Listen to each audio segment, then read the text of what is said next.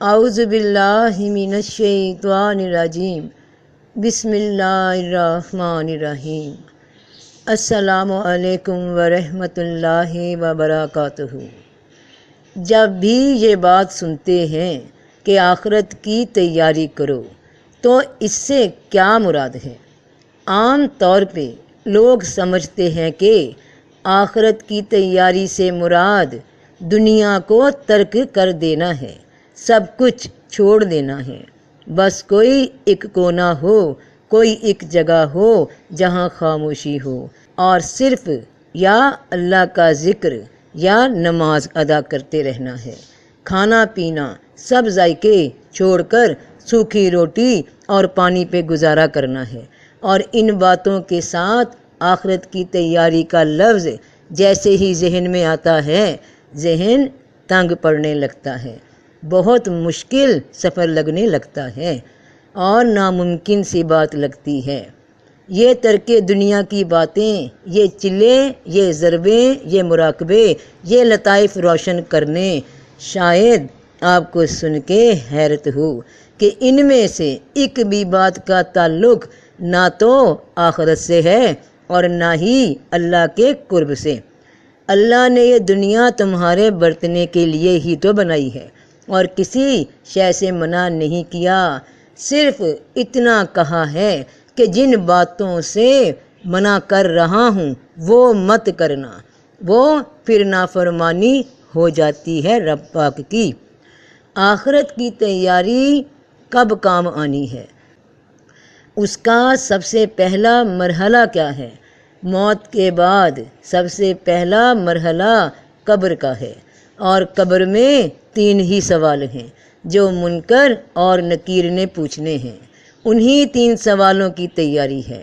اللہ نے سلیبس تم لوگوں کو بھیج دیا کہ اس میں سے تیاری کرنا۔ پہلا سوال، بھلا جو خدا ہر کسی کے سر پر کھڑا ہے اور جانتا ہے جو اس نے کیا ہے، اور انہوں نے تو اللہ کے لیے شریک بنا رکھے ہیں، کہہ دو ان کے نام بتلاؤ۔ کیا اللہ کو وہ بات بتاتے ہو جسے وہ زمین میں نہیں جانتا، یا اوپر ہی کی باتیں کرتے ہو؟ بلکہ کافروں کے فریب انہیں بھلے معلوم کرائے گئے ہیں اور وہ راستے سے روکے گئے ہیں۔ تو یہ ہے پہلا سوال منکر نکیر کا کہ بتاؤ تمہارا رب کون ہے، اور جس نے دنیا میں موت سے پہلے اللہ کے ساتھ، اس کے اختیارات کے ساتھ کسی کو شریک کیا ہوگا تو وہی گھاٹے میں ہے۔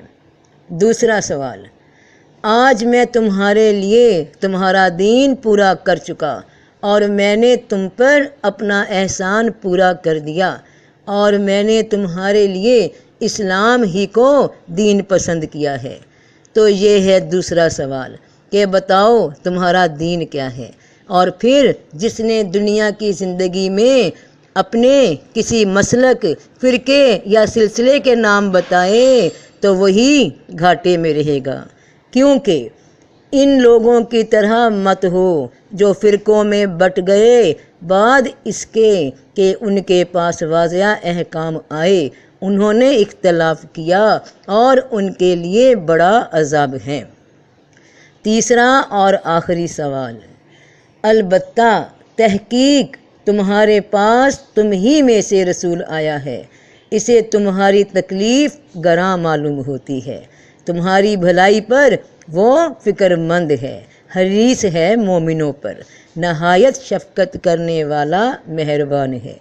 تو یہ ہے تیسرا اور آخری سوال کہ یہ رسول کون ہیں جن کی اطاعت کا حکم دیا گیا تھا، جن کے لیے قرآن میں فرما دیا گیا تھا، کہہ دو اگر تم اللہ کی محبت رکھتے ہو تو میری تابع داری کرو تاکہ تم سے اللہ محبت کرے اور تمہارے گناہ بخشے، اور اللہ بخشنے والا مہربان ہے۔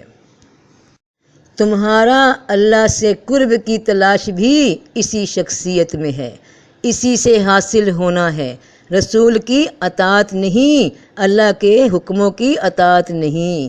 تو کون سا دل جاری کرنا تم چاہتے ہو جب کہ رسول کے حکم کی اطاعت ہی نہیں کرتے؟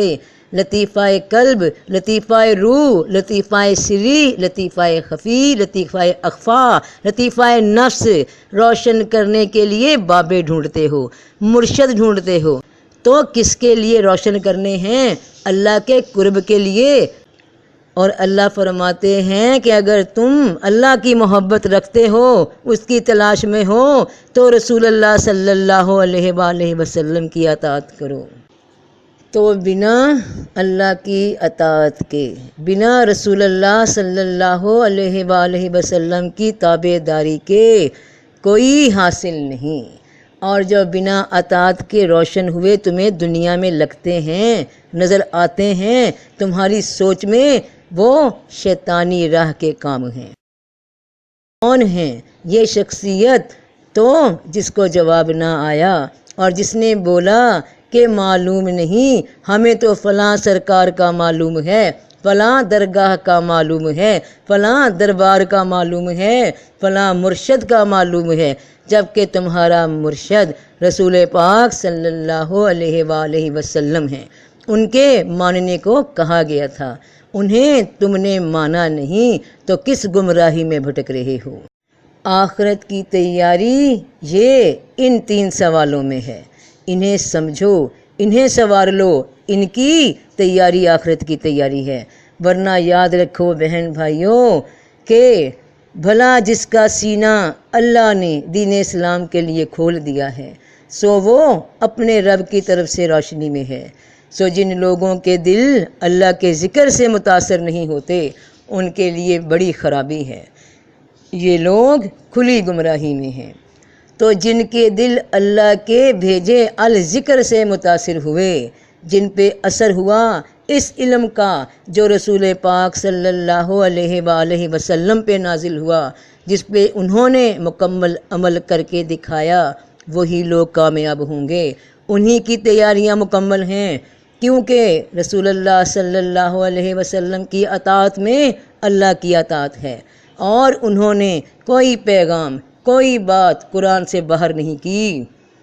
اللہ کے نبی صلی اللہ علیہ وسلم اپنی مرضی سے کچھ نہیں کہتے، بلکہ وہ وہی کہتے ہیں جس کی آپ کو وحی کی جاتی ہے۔